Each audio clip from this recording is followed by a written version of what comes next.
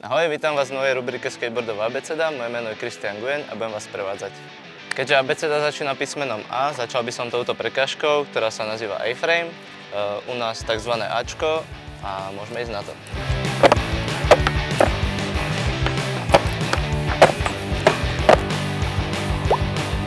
Tento trik sa volá frontside lip slide a predtým, ako ho skúsiš na Ačku, mal by si ho vedieť na zemi. Predsa len potrebuješ nejakú zručnosť a prax.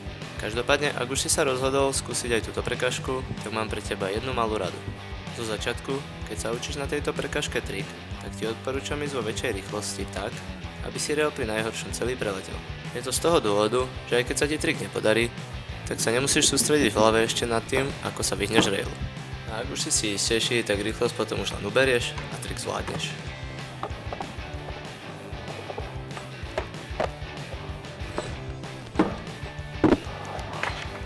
Toto bola názorná ukážka a ty sa nezabudni podívať na ďalší diel, kde si ukážeme písmeno B.